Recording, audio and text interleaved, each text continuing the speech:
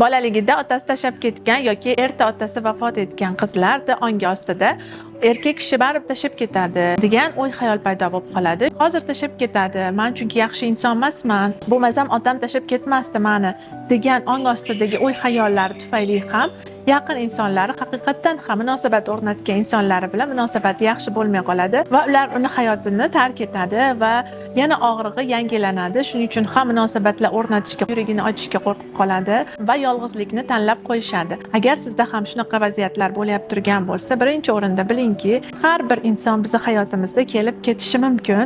Bunga ruxsat bering va sizni yoningizda bo'lganda shu insonlar bilan maza qilishga va sevgida yuragingizni ochib, ularga butun mehringizni berishga harakat qiling. Ikkinchisi esa mana shu vaziyatga, mana shu sizni tashlab ketgan insonlarga xayolan tasavvur qilib ta'zim qiling va ular bilan bo'lgan tajribalar uchun tashakkurlilik ayting. Uchinchisi esa o'zingiz bilan ko'proq ulaning. Har qanday yaqin insonlaringizni yo'qotishingiz bu sizni o'zingizga ulanishingiz uchun va ularni abadiy emasligini ko'rishingiz uchun yaratuvchi sizga berib turgan sinovi bo'ladi.